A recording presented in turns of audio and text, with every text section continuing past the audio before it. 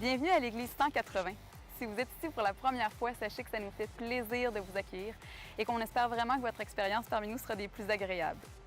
Aujourd'hui, vous allez entendre un discours simple et actuel au sujet de la Bible. Vous pourrez aussi apprécier une musique positive, contemporaine, imprégnée de foi et d'espoir, le tout dans une ambiance décontractée, tout en savourant un bon café.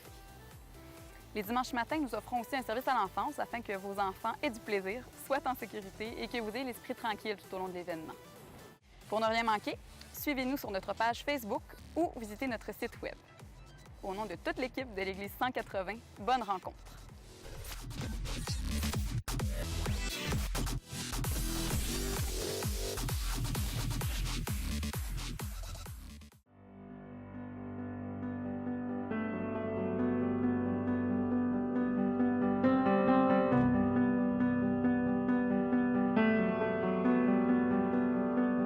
There is a song, I know it well, a melody that's never failed. On mountains high and valleys low, my soul will rest, my confidence in you alone. Hope has a name, his name is Jesus. My Savior's cross has set the sinner free. Hope has a name, his name is Jesus. Oh, Christ be praised, I have victory.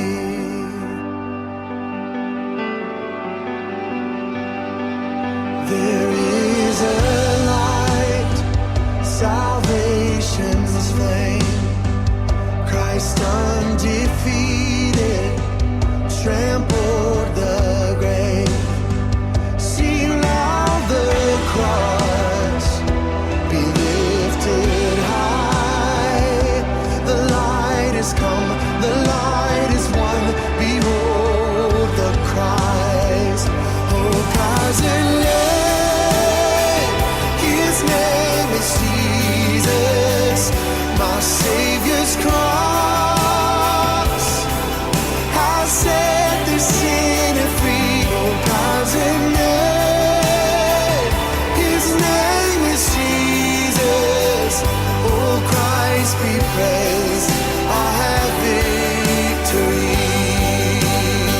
And hope has a name, his name is Jesus. My Savior's cross has set the sinner free. Hope has a name, his name is Jesus. Oh, Christ be praised, I have victory. Joyeuse Pâques! Joyeuse Pâques tout le monde! J'espère que vous allez bien! Oui, je suis content de vous accueillir. Je m'appelle David Chouinard, je suis pasteur de l'Église. Bienvenue à cette journée où on célèbre la vie, où on célèbre le fait que Jésus soit mort, mais aussi ressuscité, qu'il soit revenu à la vie. Et cette journée aussi qui est particulière parce qu'on voulait vous inviter d'une façon spéciale pour que vous puissiez célébrer avec nous la Pâque, célébrer avec nous la vie qu'on peut découvrir pleinement en Jésus-Christ. Si vous êtes de passage, peut-être que vous êtes venu voir de la visite de la famille et puis vous avez décidé de venir nous rencontrer, vous êtes les bienvenus, vous habitez dans la région ou dans d'autres régions, puis vous avez décidé de répondre à cette invitation de retour à l'Église Back to Church, vous êtes les plus bienvenus. On est content de vous accueillir et puis de vous avoir avec nous pour parler de Jésus. On a ce matin dans notre programmation, on commence avec ce temps où on va justement regarder des vérités qui concernent l'Église, qui concernent le corps de Jésus-Christ qui est vivant. Et comment est-ce que Jésus vient encore aujourd'hui manifester sa vie puisqu'il est ressuscité. Et après ça, on va avoir un temps où on va pouvoir célébrer, on va pouvoir chanter des louanges à Dieu, pouvoir dire à Dieu qu'on l'aime et puis qu'on est disponible pour justement lui rendre tout honneur, toute gloire. Et pendant cette période, il va y avoir aussi, je vais vous expliquer juste avant tantôt, une période de la table du Seigneur qu'on appelle la communion, où on se rappelle justement comment est-ce que Jésus est mort pour finalement nous donner la vie et que ce moment-là est un moment de grande victoire pour nous aussi, au moment où ce que Jésus nous a donné sa vie. Donc, c'est la programmation pour ce matin. Et peut-être que c'est la première fois que vous décidez de venir, vous vous posez la question, c'est quoi ça l'Église 180? Vous le suivez peut-être en ligne et puis vous avez cette curiosité. Qu'est-ce qui fait que cette Église-là est dans un cégep? Pourquoi est-ce qu'elle s'appelle l'Église urbaine 180? Quelques réponses pour vous aider à comprendre qui nous sommes. On est une Église que je vais qualifier une Église chrétienne normale, c'est-à-dire que on croit à la Bible, on croit que la Bible est encore un message qui est vivant pour nous aujourd'hui, qu'on peut comprendre. On veut que ce message-là soit applicable à nos vies. Donc, on va voir, par exemple, dans la Bible, on va voir comment est-ce que Dieu se révèle à nous, comment est-ce que Dieu nous parle, comment est-ce que Dieu veut entrer en relation avec nous et que dans le quotidien de nos semaines, dans le quotidien de nos jours, qu'on puisse comprendre qu'on peut marcher avec Dieu. On peut saisir Dieu, on peut se laisser conduire par Dieu. Et ce message-là s'applique encore aussi à nos vies aujourd'hui.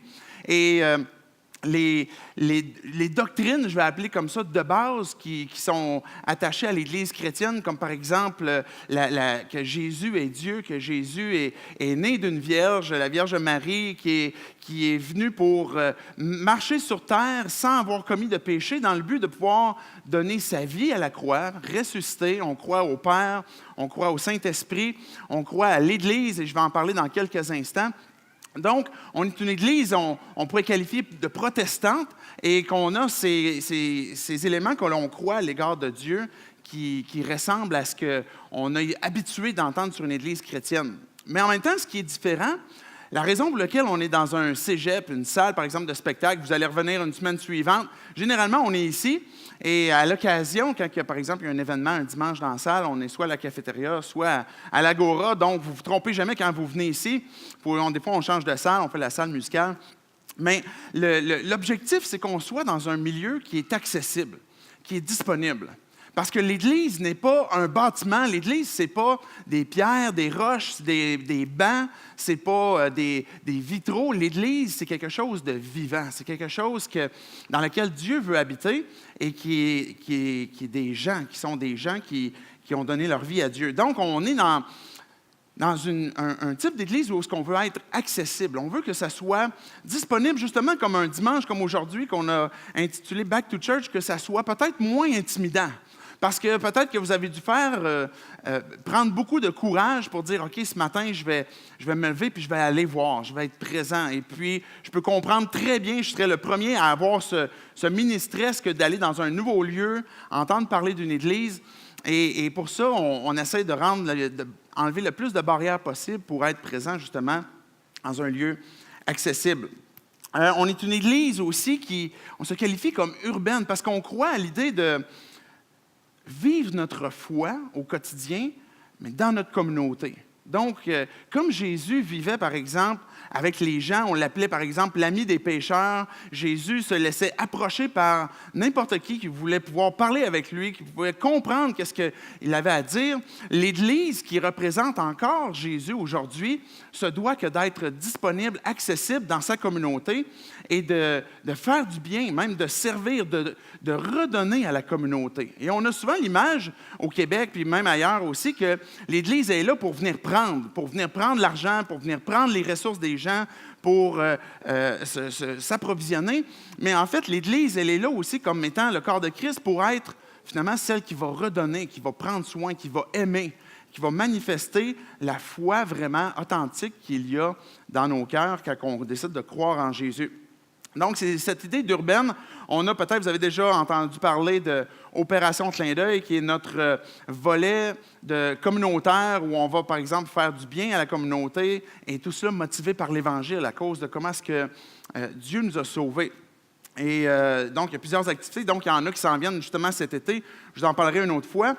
Mais on est cette Église qui, avec ce qu'on a parlé tantôt, qu'on croit de la Bible, on veut prêcher ce message, que ça soit accessible, que ça soit disponible et que ça soit aussi un message authentique. On veut que ce qui nous est communiqué, on puisse le vivre de façon comme Jésus le vivait.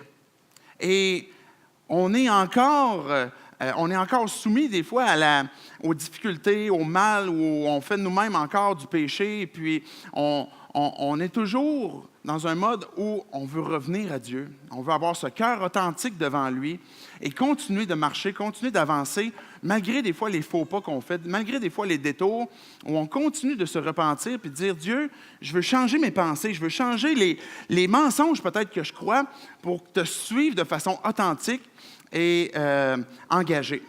Donc, dans les grandes lignes, c'est ça l'Église 180, une Église qui veut voir le message de la parole, qui veut suivre de façon authentique Jésus et aussi s'impliquer dans sa communauté. Jésus nous dit que son Église, c'est son corps. L'Église, elle est belle. L'Église, elle est vivante. On célèbre ce matin la résurrection, et cette résurrection-là nous rappelle que Jésus, s'il est monté au ciel, s'il est allé rejoindre son Père, bien, il nous a dit « Je suis avec vous tous les jours jusqu'à la fin du monde ». La vie de Jésus est encore disponible, encore accessible, et on peut la découvrir continuellement. Même si ça fait longtemps que vous avez placé votre foi en Dieu, en Jésus, bien, vous pouvez toujours découvrir la vie en Jésus. Si vous avez ce parcours avec Dieu, ou ce que vous vous qualifieriez peut-être plus intrigué à l'égard de Dieu, ou vous dites, ben, je ne suis pas encore prêt à suivre Jésus, mais même ça, cette curiosité que vous pouvez avoir envers Dieu, vous allez pouvoir voir la vie, voir comment est-ce que Jésus se manifeste aujourd'hui à travers son Église et comment est-ce qu'il veut vous amener aussi à découvrir sa vie en lui. Mais malgré le fait qu'on dise que l'Église est belle, que l'Église, c'est le corps de Christ, puis que Jésus manifeste sa vie à travers elle, il y a des choses qui, un jour ou l'autre, nous ont déçus de l'Église. Vous avez peut-être été déçus de comment est-ce que l'Église traitait les gens. Peut-être vous avez été déçus de son intransigeance envers des gens qui étaient peut-être plus vulnérables. Peut-être c'est son manque d'amour, son manque d'accueil, peut-être ça a été son manque d'enthousiasme. Des fois, l'Église peut être qualifiée comme peut-être plate, morne. Mais est-ce qu'on peut dire que Jésus est vivant si l'Église ne ressemble pas à ce qu'on dit? Si Jésus est vivant, pourquoi est-ce que l'Église pourrait être morne? C'est peut-être des choses qui nous ont déçus de l'Église. Ou le fait qu'on trouve peut-être que l'Église porte des jugements contre les gens, contre nous. Je me sens jugé, j'ai l'impression qu'il y a de l'hypocrisie, j'ai l'impression qu'il y a quelque chose qui condamne les autres. Et on peut avoir cette perception, cette déception de l'Église où ce qu'on se dit, on dirait qu'elle juge, ou de l'incohérence. L'Église au Québec, dans l'histoire, on peut remonter à plusieurs années, et que ce soit l'Église protestante ou catholique, bien, ces deux types d'églises-là ont déçu à un moment donné, ont manqué d'incohérence à l'égard de prêcher une sainteté, prêcher quelque chose qui est droit, qui est bon, que l'on doit suivre, puis à côté, par en arrière, d'avoir finalement des différentes formes d'abus. Et qu'on peut avoir cette déception où on se dit, bien, vraiment, est-ce que l'Église est belle? Et il peut y avoir toutes sortes d'autres raisons aussi qui nous amènent à un jour ou l'autre peut-être être déçus de l'Église parce qu'on regarde comment est-ce que les hommes se comportent. Peut-être que si ce n'est pas l'Église qui m'a déçu, peut-être que c'est Dieu qui m'a déçu. J'allais à l'Église et puis je priais et puis je lis ma Bible, mais j'ai l'impression qu'à un moment donné, Dieu a arrêté de répondre à mes prières. Et on dirait, est-ce qu'il se soucie de moi? Est-ce que Dieu est intéressé à ce que je vis? Et peut-être que c'est une déception que vous avez à l'égard de Dieu parce que vous avez l'impression que vous souffrez dans une situation puis qu'il n'est pas intervenu. Une prière non répondue, peut-être un malheur qui vous est arrivé puis vous dites, mais pourquoi est-ce que Dieu a permis ça? Ou peut-être que c'est un bonheur aussi qui n'est pas arrivé puis vous dites, mais comment ça se fait que Dieu ne me l'a pas donné? Ça peut être par rapport à l'Église, ça peut être un manque de temps, un manque d'intérêt, ou ça peut être aussi même une forme de culpabilité qu'à un moment donné, on fait qu'on est mal à l'aise de revenir à l'Église. Peut-être parce qu'on a adopté un style de vie où ce qu'on se dit, bien, je sais que Dieu n'approuve pas ça. Donc, je vais arrêter d'aller à l'Église. Je préfère m'éloigner pendant un temps parce que ma conscience m'accuse trop. Et ça peut être des raisons pour lesquelles on a abandonné, qu'on arrête d'aller à l'Église et qu'on trouve que l'Église, finalement, n'est peut-être pas aussi belle que ça.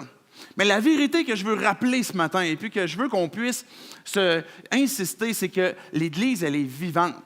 Pas tant à cause de moi, de vous, de tous ceux qui s'impliquent. L'Église est vivante à cause de la vie de Jésus qui vient nous donner et comment est-ce qu'il mobilise son Église pour nous transformer. C'est ça les vérités qui concernent l'Église. Quand on trouve que l'Église est peut-être pas si belle que ça, on est peut-être en train de regarder ce que les hommes sont, l'organisation qui s'est faite peut-être même dans l'Église et qu'on en vient qu'à être déçu et peut-être même à attribuer à Dieu certaines déceptions.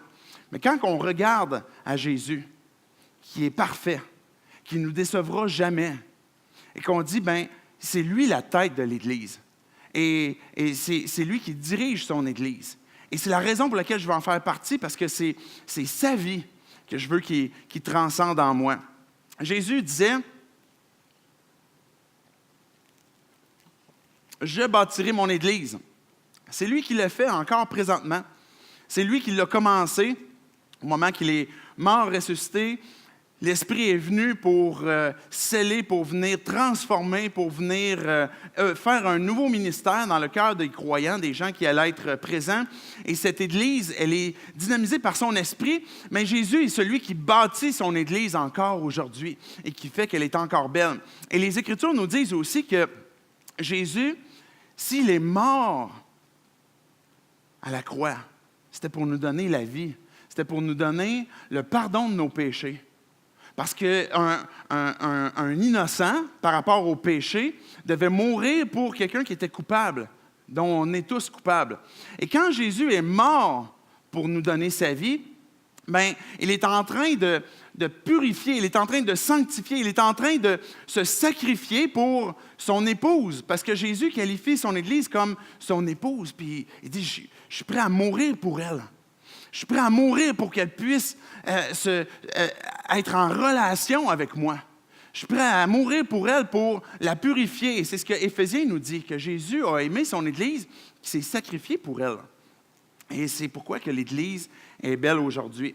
Donc, je veux qu'on voit tout simplement 3 raisons. Puis la 3e raison va nous conduire à la communion, à la table du Seigneur, pour qu'on puisse s'engager, pour qu'on puisse dire, Dieu, c'est toi que je veux célébrer.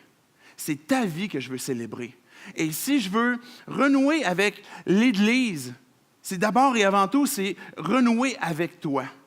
Et les 3 raisons rapidement qu'on voit, c'est que l'Église, c'est la maison de Dieu, c'est le corps de Christ et c'est la famille de Dieu aussi. Je veux tout simplement prier, puis on va commencer à regarder ces quelques raisons rapidement ensemble. Dieu, on vient devant toi pour te dire merci. Merci pour ta parole. Merci pour cette matinée qu'on se souvient comment est-ce que tu nous as tellement aimés, Père, que tu nous as donné ton Fils. Que Jésus, tu nous as tellement aimés que tu as accepté de venir sur la terre, marcher avec nous, donner ta vie pour nous. Et puis, reprendre ta vie aussi. Et nous donner cette vie pour qu'encore aujourd'hui, on puisse la découvrir. Que ta parole puisse venir nous transformer. Qu'avec ton esprit, tu puisses venir parler à nos cœurs, que tu puisses venir transformer nos pensées et qu'on puisse abandonner continuellement nos vies à toi. C'est dans ton nom, Jésus, qu'on prie ces choses. Amen. Vous êtes prêts? Vous êtes toujours là? OK, good. Première des raisons. L'Église, c'est la maison de Dieu. Regardez le premier texte qui est dans Timothée. Et je vous épargne tout le contexte, sinon que c'est l'apôtre Paul qui parle à Timothée, son protégé, et qui va lui dire, mais regarde l'Église de Dieu, ce qu'elle est. Et puis il va dire, voici comment se comporter, comment est-ce que les veuves, comment est-ce que les serviteurs, comment est-ce que les maîtres doivent agir. Donc, 1 Timothée 3,15 dit, « Cependant, si j'ai du retard, tu sauras ainsi comment il faut se conduire, avec tout ce qui vient d'être dit précédemment, dans la maison de Dieu, qui est l'Église du Dieu vivant, pilier et soutien de la vérité. » Ce que Dieu est en train de nous dire, c'est que l'Église, c'est la maison de Dieu en esprit. C'est la maison de Dieu. C'est là que Dieu habite. Dans vos vies, dans ma vie et dans nos vies ensemble, c'est ce qui fait que c'est la maison de Dieu. Pensez pendant un temps, quand vous allez retourner dans vos maisons, dans votre appartement, dans le lieu où vous habitez, qu'est-ce qu'on trouve dans notre maison de bien? que ce soit de réconfortant. Qu'est-ce qui fait qu'après un long voyage, si vous êtes de voyage à Québec, vous allez retourner dans votre région parce que vous êtes venu pendant la période de Pâques, qu'est-ce qui fait quand vous allez revenir dans chez vous, dans votre salon, dans votre cuisine, dans votre salle de bain, peu importe où ce que ce serait, qu'est-ce qui fait que home sweet home, qu'est-ce qui fait qu'on est bien à la maison? Bien, l'Église, c'est un endroit où on est bien. C'est la maison de Dieu. C'est là que Dieu se manifeste. C'est là que Dieu habite, je vais le dire comme ça. Et ça ne veut pas dire que Dieu ne se manifeste pas à l'extérieur de l'Église, mais là où il réside, dans nos vies. Ce n'est pas dans des pierres, ce n'est pas dans des bancs, ce n'est pas dans un bâtiment. On passe tout proche d'ici, sur la 8e avenue, une église qui est vide depuis plusieurs années maintenant et il n'y a plus personne qui va là pour louer Dieu. Mais qu'est-ce qui se passe là? Est-ce que Dieu habite dans cette bâtisse vide? Ce n'est pas le cas. Parce que Dieu, ce qu'il aime, c'est vivre dans une maison qui est vivante. C'est la raison pour laquelle Pierre, il disait, bien, approchez-vous de lui parce que vous êtes des pierres vivantes.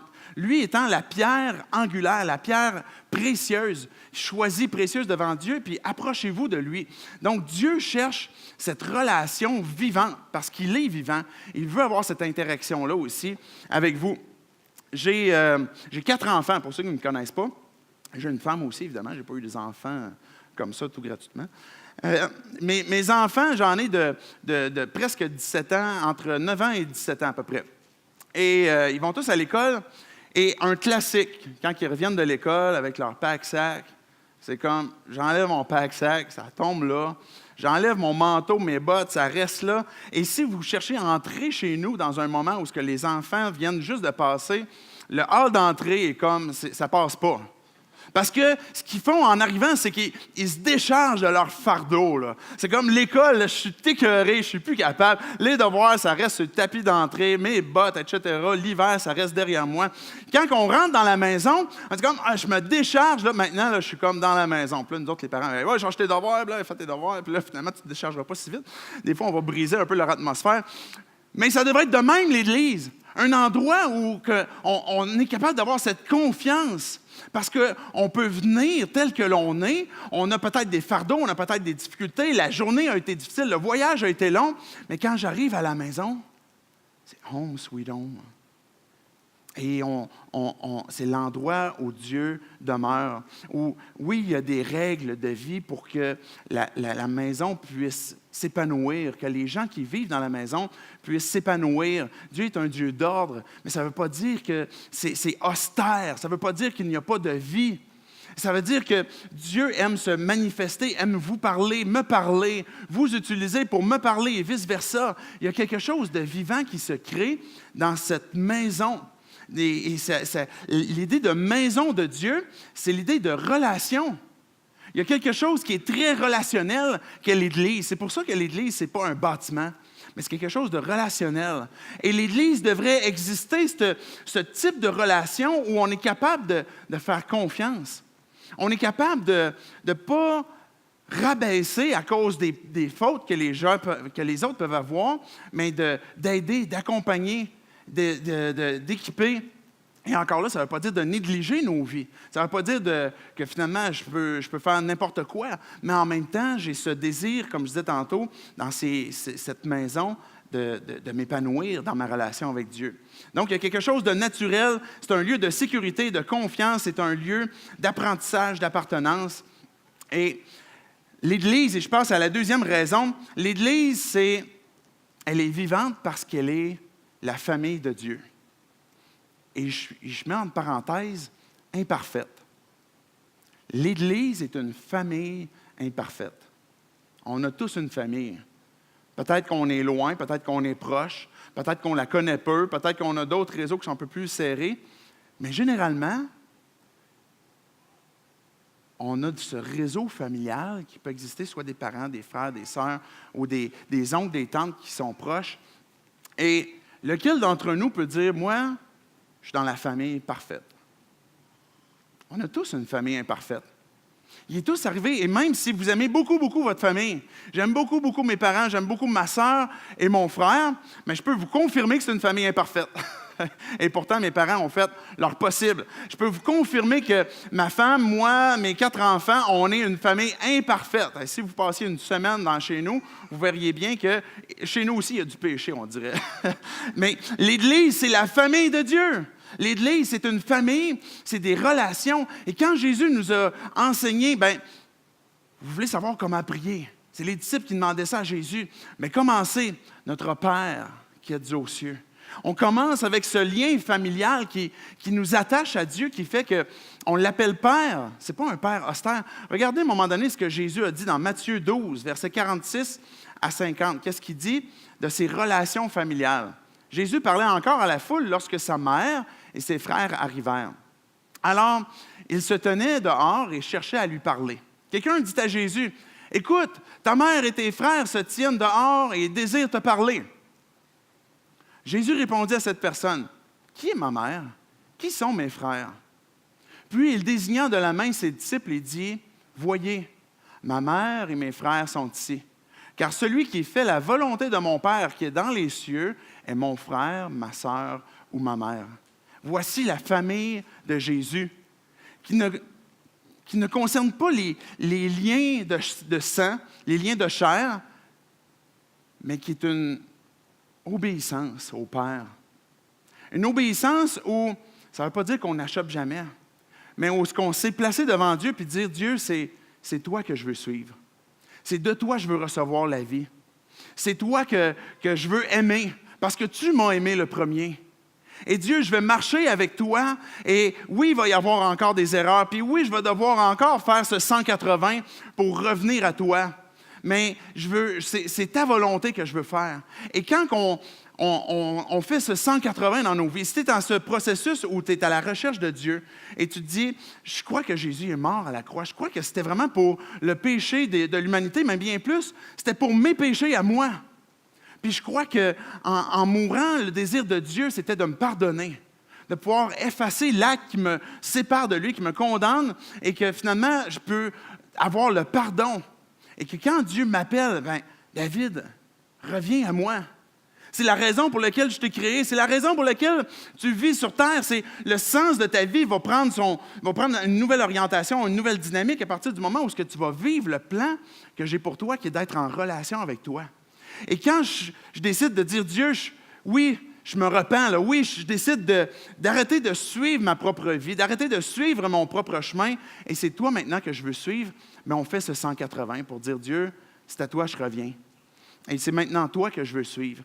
Et il va arriver encore, comme je disais tantôt, oui, des détours, oui, des fautes, oui, des difficultés, mais la grâce de Dieu qui m'a sauvé au tout début, l'Évangile qui est cette bonne nouvelle qui m'a amené à avoir une nouvelle vie puis à être transformé, mais c'est ce message que Dieu déploie puissamment, cette œuvre puissante pour que Dieu puisse continuellement m'amener à vivre avec lui, à marcher avec lui et continuellement abandonner les choses de ma vie qui voudraient m'éloigner de lui. Et c'est dans cette optique-là. Et imaginez, peu importe où ce que vous êtes dans votre parcours de vie, aussi creux que vous pouvez imaginer aller, la main de Dieu est encore disponible, est encore présente pour que je puisse dire, Dieu, je reviens, ou Dieu, je viens à toi, et je veux me repentir, puis je veux vivre avec toi. Et si on part de très, très loin, ça se peut que vous avez des mauvais plis, ça se peut que vous avez des mauvaises habitudes, ça se peut que peut-être que vous en aviez des meilleures habitudes qu'un autre, et puis que là, tout d'un coup, on est rassemblés ensemble, on forme ensemble l'Église de Dieu, et ça se peut que, il y a des gens qui sont avec nous qui ont encore des faux plis, qui ont encore des mauvaises habitudes, qui ont encore des mauvaises attitudes. Et c'est pour ça qu'on est une famille ensemble, et oui, une famille imparfaite, mais le Père est parfait, Jésus qui est la tête est parfaite, et c'est lui qui nous conduit. Et c'est la raison pour laquelle je dis, Dieu, je suis ton enfant, c'est toi que je veux suivre, et je réalise que les gens autour de moi ont besoin aussi d'être aimés. J'ai besoin de les aimer, et j'ai besoin moi-même d'être aimé. Et ça concerne les 2 plus grands commandements de Dieu. Aime Dieu premièrement, mais aime aussi ton prochain. Et cette Église, elle est une famille, comme Jésus l'a dit, ma mère, mes frères, mes sœurs, ma famille sont ceux sont les disciples, ceux qui ont décidé de suivre Jésus. L'Église, ce n'est pas un musée. Ce n'est pas un musée où on expose tout ce qui est beau, tout ce qui est parfait, puis on essaie de cacher tout le reste qui nous paraît mal. L'Église, ce n'est pas un musée. C'est quelque chose de vivant, quelque chose de dynamique, quelque chose que Dieu opère dans la vie des gens. L'Église, ce n'est pas un culte. Ce n'est pas juste une rencontre non plus le dimanche matin. L'Église, c'est des gens qui peuvent se rencontrer ensemble, là où 2 ou 3 sont assemblés au nom de Jésus. Dieu est avec eux, Dieu est au milieu d'eux. C'est la raison pour laquelle il peut y avoir, par exemple, des petits groupes dans la semaine, des groupes qu'on appelle les groupes connexion, que même à l'époque, au tout début, dans les actes, on voyait que les gens se rassemblaient tous les jours dans les maisons pour prier, pour étudier la parole, pour avoir cette communion, pour même partager la table du Seigneur aussi. L'Église est quelque chose de vivant, qui se mobilise et qui n'est pas juste une rencontre non plus le dimanche matin, mais qui se vit dans la semaine et qui l'Église est au service aussi, comme je disais tantôt, de sa communauté. L'Église, ce n'est pas une dénomination. Peut-être qu'on est habitué de dire « Ah, moi, l'Église, c'est l'Église baptiste. Ah, moi, l'Église, c'est l'Église pentecôtiste. » Et puis, ça ne veut pas dire qu'on n'a pas une identité, des fois, dans les choix doctrinaux qu'on peut comprendre de ce que la Bible nous dit. Mais ultimement, à partir du moment où je crois à l'Évangile, que je crois que c'est uniquement en plaçant ma confiance en Dieu, que Jésus est mort pour mes péchés, qu'il est ressuscité, que Dieu me donne le pardon, que je dois abandonner ma vie et le suivre, bien, je suis intégré dans l'Église, je suis intégré dans la famille de Dieu. Et de là commence mon parcours aussi avec Dieu. Et donc, l'Église, oui, on peut avoir des branches où maintenant on va s'identifier un peu plus à gauche, un peu plus à droite, etc., mais on est une Église qui se rassemble sous la tête qui est Jésus-Christ.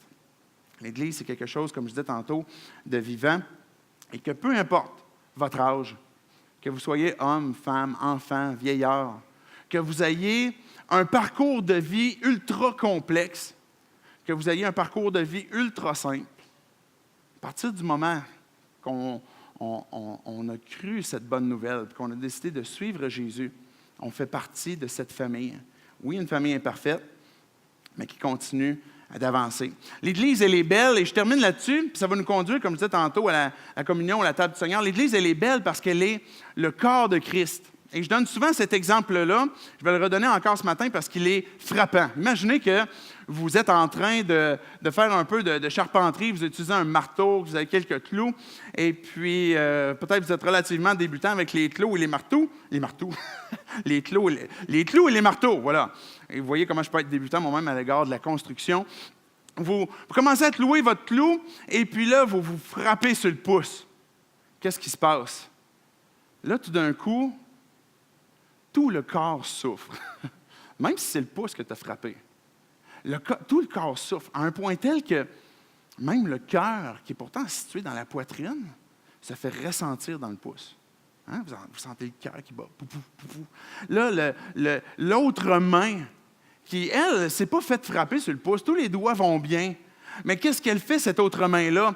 Elle vient entourer le pouce pour lui dire comme « Ah, ça va bien aller, lâche pas, ça va guérir, fais-toi-en pas. » Et là, elle va le serrer, puis là, le cœur va être présent dans le pouce, on va l'amener proche de la poitrine. Les yeux qui ont tous vu ça aller, ils se disent « Non, ça se peut pas, moi je vais pleurer. » Là, les yeux se mettent à pleurer. La langue, elle dit « Moi, là, j'ai envie de sortir toutes sortes de gros mots. » Et là, les dents mordent la langue un peu. Et là, tout le corps souffre parce que le pouce a souffert, parce que le pouce a reçu un coup. Et quand que Dieu nous parle de son Église, il nous parle qu'on est un corps et que ce corps, il est vivant parce que Jésus est vivant et que pour avoir une relation avec la tête, il faut nécessairement que je sois attaché au corps. Vous me suivez?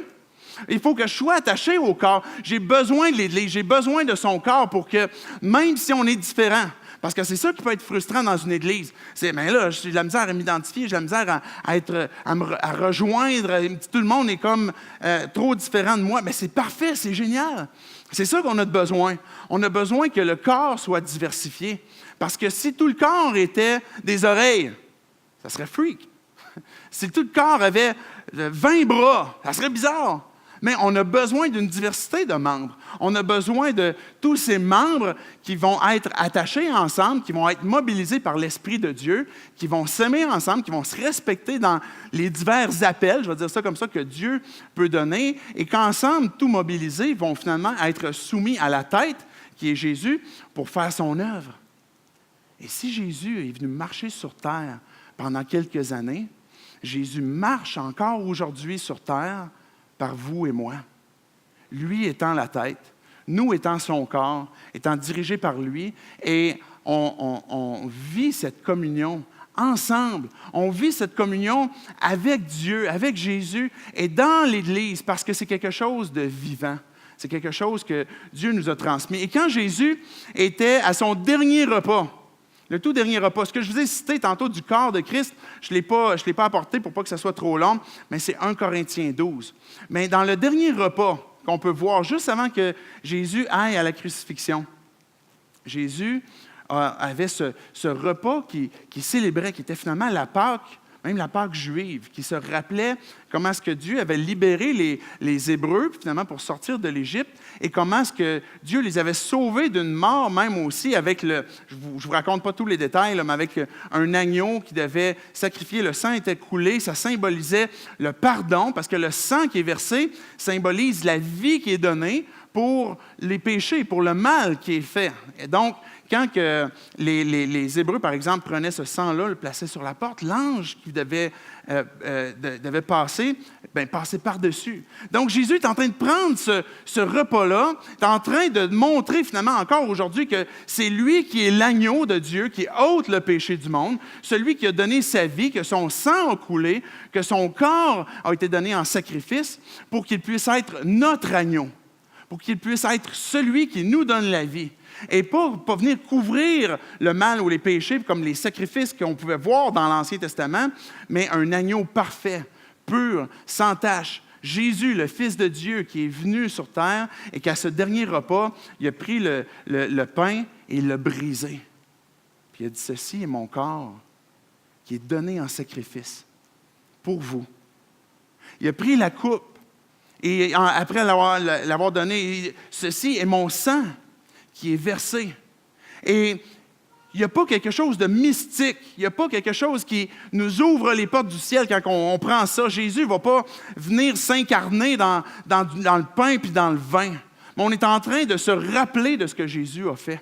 Et quand on se rappelle, si vous avez déjà placé votre foi en Jésus, vous avez déjà reçu ce cadeau de la vie éternelle, au moment où vous dites, oui, je crois que Jésus, il a été donné en sacrifice pour mes péchés, que son sang a versé pour mon pardon, et qu'après ça, qu'on prend la table du Seigneur, on commence avec le morceau de pain en se souvenant de ce que Jésus a fait pour nous, après ça, en prenant la coupe de jus que l'on a, qui symbolise la vie de Jésus, son sang qui a été donné pour une nouvelle alliance, une nouvelle entente que Dieu a pris avec nous, qui est éternelle, pour nous donner la vie éternelle.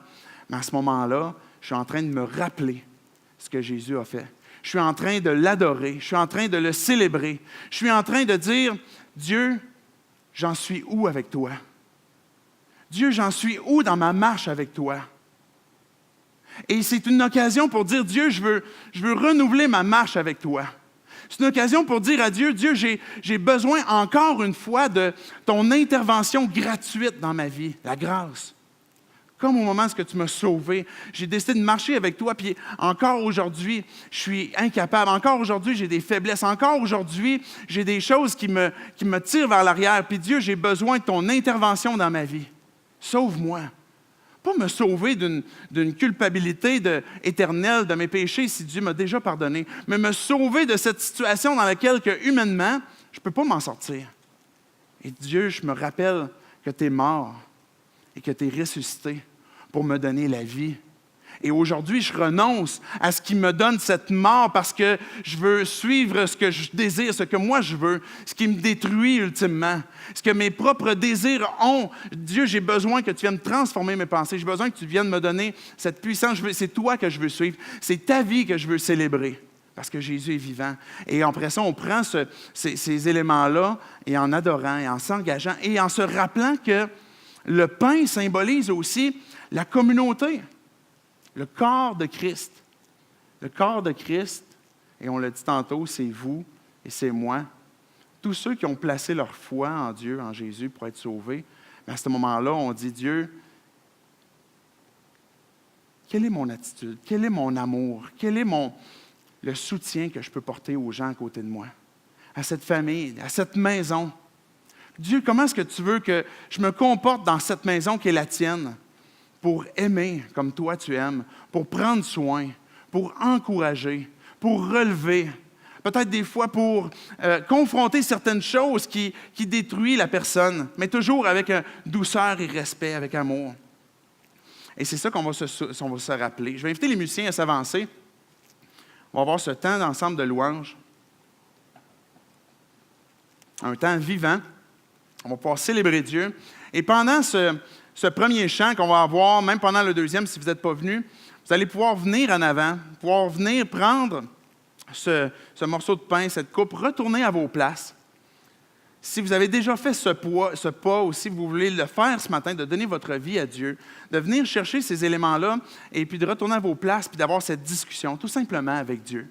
Et puis de l'adorer, de le louer. Vous pouvez prendre le morceau de pain en commençant, vous vous souvenant du sacrifice de Jésus, prendre ensuite la coupe, et puis de dire, comme je disais tantôt, de réclamer l'aide de Dieu, de vous engager avec lui.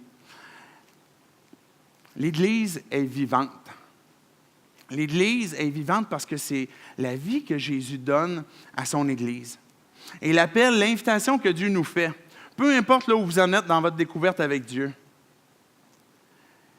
Qu'est-ce que je fais si j'ai été déçu de l'Église? Qu'est-ce que je fais si j'ai arrêté de suivre pendant un temps Jésus?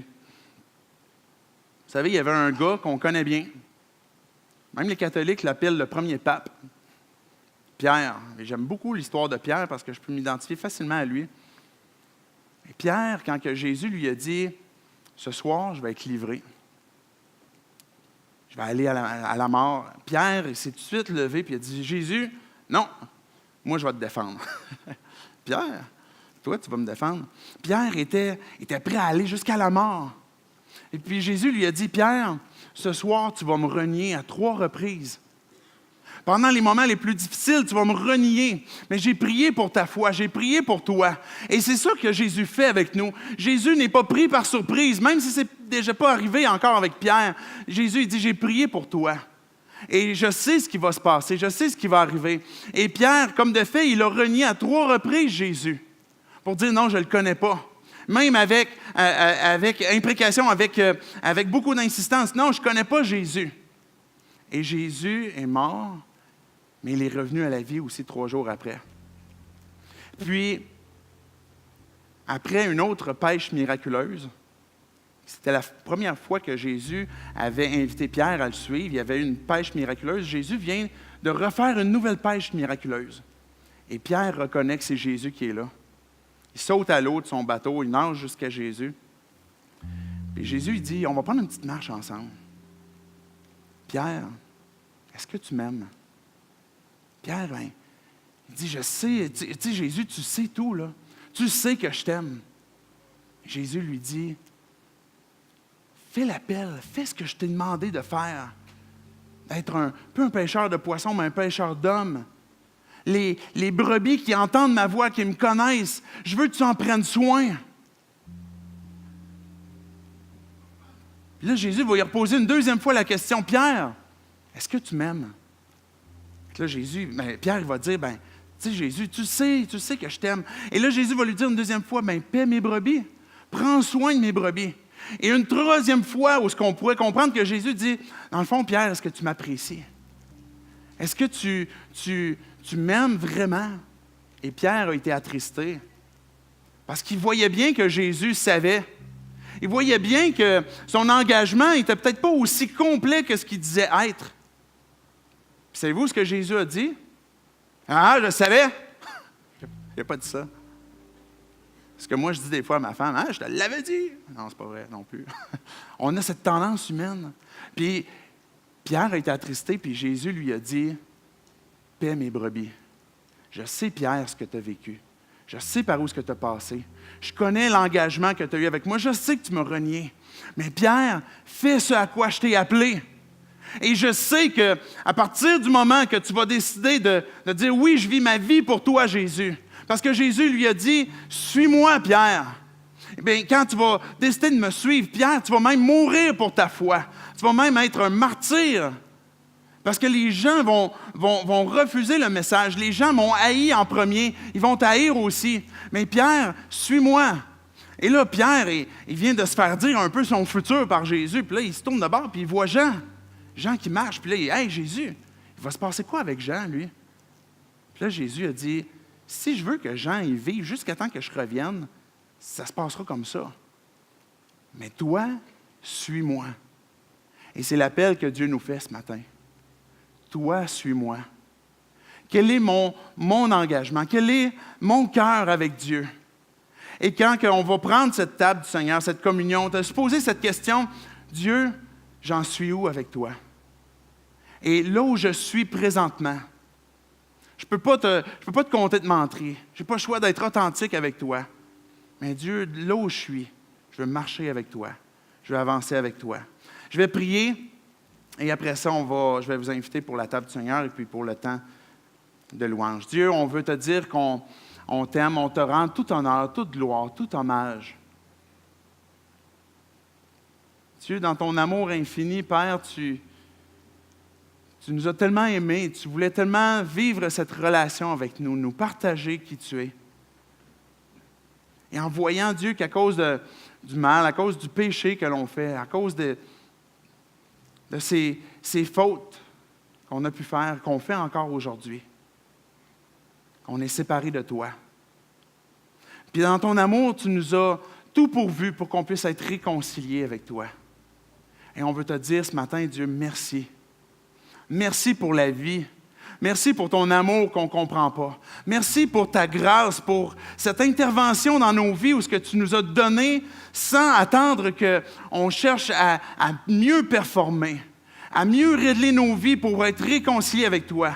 Dieu, on veut te dire tout simplement qu'on reconnaît ton amour, qu'on reconnaît, Jésus, ce sacrifice que tu nous as donné. Et qu'on veut tout simplement maintenant te faire confiance, lever les mains vers toi, puis te dire c'est toi qu'on aime, c'est en toi qu'on place notre confiance, qu'on abandonne, que ce soit nos déceptions, nos frustrations des hommes. Dieu, on décide de te suivre toi, parce que c'est toi qui nous as aimés le premier. Et Dieu, on a besoin de cette puissance, de cette intervention dans nos vies pour te suivre, par la puissance de ton esprit. Et sois glorifié ce matin, par nos vies, à travers ce temps qu'on a aussi dans la louange. C'est dans le nom de Jésus qu'on prie. Amen.